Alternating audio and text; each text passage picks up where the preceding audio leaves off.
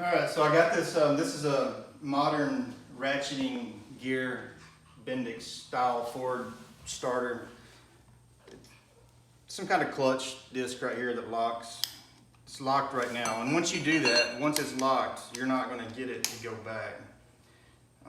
They're made that way. I didn't know this. I'm learning this to get myself out of trouble because I made a mistake. I locked it before installing it in the engine, and now it's like this. So anyways, I found a way to do it.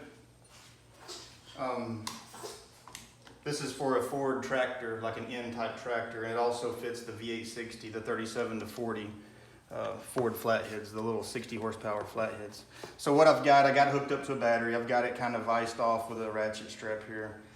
You got to get it engaged, fully engaged, and I'm using a pickle fork here. Basically, we got to get it turning, and then you've got to apply pressure right here on this gear just to slip it forward a little bit. Then you get off of it, and then you can get it to go back up forward.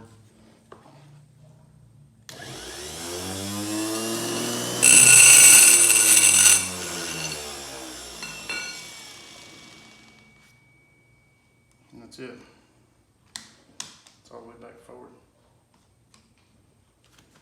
And it doesn't, I mean, it slips on this surface here, so it doesn't hurt anything. I just use the medium-sized pickle fork here, put it right there over the shaft, and then just kind of pry it that way just a little bit while it's moving, just barely, and then you'll see it move, and then just get off of it, and then once it stops spinning, finish spinning in by hand. So that's it. That's the fix for it. Thank you for watching.